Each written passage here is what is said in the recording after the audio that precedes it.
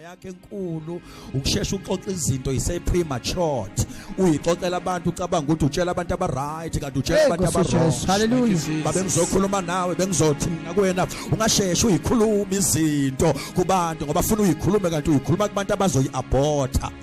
Ingakho noma wesifazane make ekhulelwe ukakhuleliswa umyeni wakhe beshadile athi make ekhulelwe akangamtshela aqiwe inyanga yokuqala athi angazi ukumtshela na noma ngilala naye embhedeni akazi ukumtshela ngoba mhlasimbe efuna ashesha akhulume maye ekhuluma lento ibisiphazanyiswa yimimoya. Hey, hallelujah. Okhulelwa kashesha akhuluma ngazi mina abanye bethu balahlekelwe izinto ezinkulu ngoba basheshe bayikhuluma ayikho into ebuhlungu njengokukhuluma iphupho kanti awunawo ama cells okufeza iphupho lakho. Hallelujah. Ukhulume kubantu abangenaphupho kanti banamamasela uthi ngelilanga uyabona ubona abantu usebenza lento iyaxoxwa uwe ngoba wena ungenawo ama cells. Jesus.